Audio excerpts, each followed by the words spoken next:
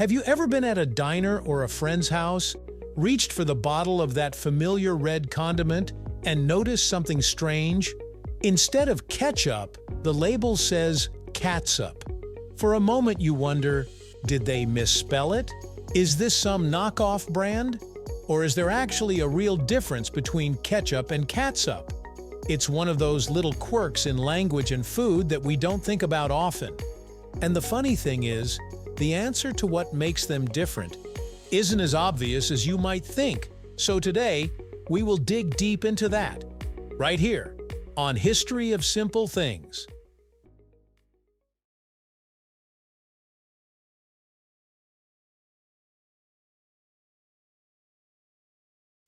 So, before we jump straight into clearing up the mystery, let's rewind a bit. Because the story of ketchup, yes, I'll stick with ketchup for now, didn't actually begin with tomatoes. In fact, tomatoes weren't even in the picture. The origins of this famous condiment take us all the way back to Asia. Somewhere in the 17th century, sailors and traders traveling through Southeast Asia discovered a sauce called catsup in China, and a similar one in Malaysia.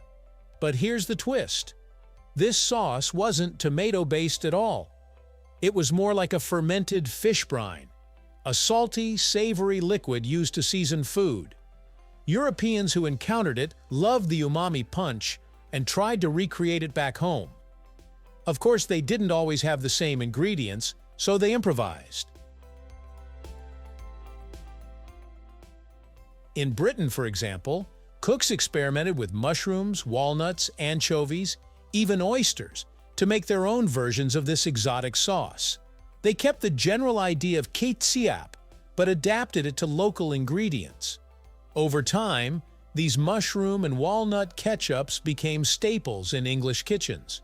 Imagine pouring mushroom ketchup on your roast beef instead of tomato ketchup on your burger. That was normal at the time. But eventually, the tomato entered the scene. By the early 19th century, Americans began experimenting with tomato-based versions. Tomatoes, which had once been viewed with suspicion because people thought they were poisonous, suddenly became the star ingredient. Tomato ketchup quickly gained popularity in the United States, and by the mid-1800s, it was well on its way to becoming the red condiment we know today. Now you might be thinking, that's cool history, but what does this have to do with catsup? Patience, we're getting there. See, as tomato ketchup spread in popularity, something else was spreading too: spelling confusion. The word ketchup itself came from those Asian roots, but when it made its way into English, people weren't entirely sure how to spell it. Some went with ketchup, others wrote it as catchup, and still others preferred catsup. None of them were technically wrong. It was just a matter of phonetics and preference. By the 19th century, all three spellings were floating around. Cookbooks, advertisements, and labels would sometimes use them interchangeably. But it wasn't until American food companies started mass-producing bottled ketchup that the spelling wars really took off. One of the biggest players in the game, of course, was Heinz. In the late 1800s, H.J. Heinz introduced his tomato ketchup, and his brand eventually became the gold standard. Interestingly, Heinz initially used the spelling catsup on some of his labels, but around the 1880s, he made the switch to ketchup, and that decision carried a lot of weight. With Heinz being such a dominant force in the condiment market, ketchup became the spelling most people recognized and adopted. Meanwhile, some other brands stuck with catsup. In fact, for much of the 20th century, if you walked into a grocery store in certain regions, especially in the southern United States, you'd likely find bottles labeled catsup sitting right next to the ketchup.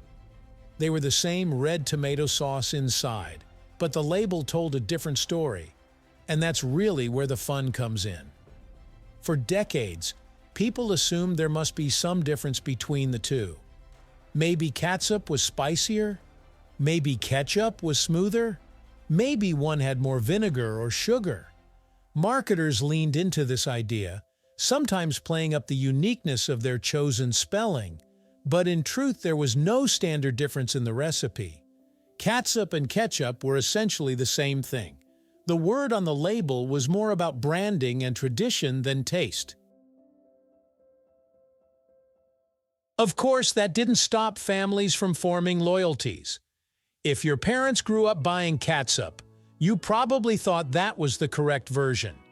If Heinz ruled your household, then ketchup was the undisputed winner.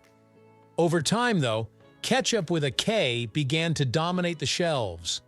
The word catsup slowly started to feel old-fashioned, almost quaint, like something you'd see in a retro diner or a vintage cookbook. But here's the part that keeps it interesting. The difference between catsup and ketchup isn't really about ingredients. It's about language, culture, and the power of marketing. Both spellings come from the same root. Both referred to the same condiment. But once Heinz popularized ketchup, it created a cultural shift. People saw ketchup as the modern mainstream version, while catsup became more of a regional or nostalgic spelling. Think of it like soda versus pop. They're the same thing in the glass, but the word you use depends on where you grew up and what brands dominated your area. Catsup versus ketchup is that same kind of linguistic quirk, one that's stuck around long enough to confuse people to this day. To make it even more fascinating, some dictionaries in the early 20th century listed catsup as the preferred spelling in America, while ketchup was seen as a British variant. Then the roles reversed. It's almost as if the two spellings were in a tug-of-war, and Heinz just happened to tip the balance. So when you're standing in the condiment aisle and you see a bottle labeled catsup, don't think of it as a completely different sauce.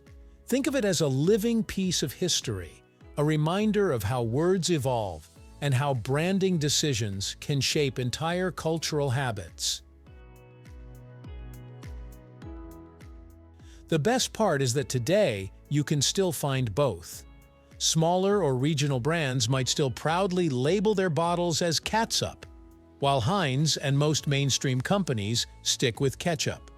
And while they'll taste nearly identical, the nostalgia of that quirky spelling might make the experience feel a little different, like stepping back in time. So let's answer the question once and for all. How is catsup different from ketchup? Well, technically it isn't. The sauce inside is the same. The difference lies in history, spelling, and perception. It's a trivial difference, yes, but one that carries centuries of cultural exchange, adaptation, and clever marketing behind it. Next time you grab that red bottle, whether it says ketchup or catsup, you'll know the truth. You're not just squeezing out a condiment, you're squeezing out a story that began with fermented fish sauce in Asia, traveled through British mushroom recipes, and ended up in a global empire of tomato ketchup. And that's a pretty flavorful history for such a simple word.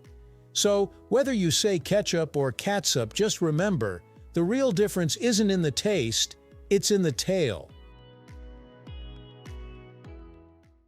If you enjoyed this video, please check out our other bingeable channels. Thank you for joining us on this journey through the history of simple things. Don't forget to like, subscribe, and stay tuned for more stories woven through the smallest details.